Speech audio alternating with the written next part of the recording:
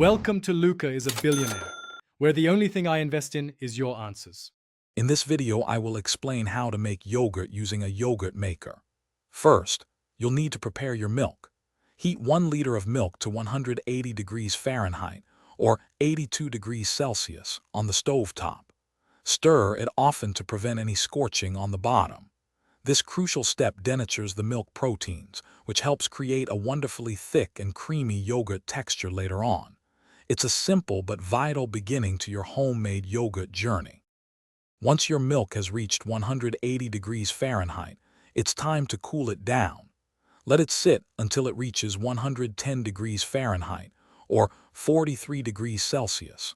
This temperature is perfect for the beneficial bacteria. Now, add 2 tablespoons of plain yogurt that contains live active cultures.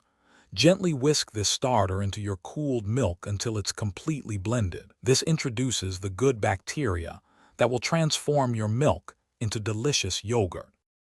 Now, carefully pour your milk mixture into the containers provided with your yogurt maker. Place them into the machine and set it to incubate. Most yogurt makers maintain an ideal temperature of about 110 degrees Fahrenheit or 43 degrees Celsius. Allow the yogurt to incubate for 6 to 8 hours. A longer incubation time, up to 12 hours, will result in a tangier and thicker yogurt, so you can adjust it to your preference. After incubation, your yogurt is ready for its final step. Carefully remove the containers from the yogurt maker. Place them directly into your refrigerator and chill for at least 4 hours. This chilling process is essential. It stops the fermentation and helps the yogurt set even further, giving it that firm, creamy consistency. Your delicious homemade yogurt is now ready to enjoy and will keep fresh for up to 2 weeks.